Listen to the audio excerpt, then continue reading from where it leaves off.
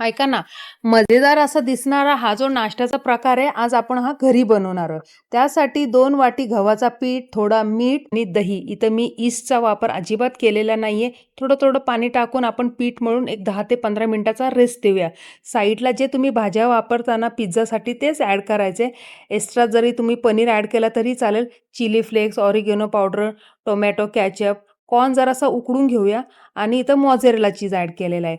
थोडंसं मीठ टाकायचंय. पोळी लाटून घेतलेली आहे. त्यामध्ये आपण हे मिश्रण भरूया आणि व्यवस्थित कव्हर अप करूया. लक्षात ठेवायचं पोळी जाडी लाटायची नाही आणि पातळी नाही. शेकली नाही जाणार, पातळ लाटली तर ती फाटली जाणार.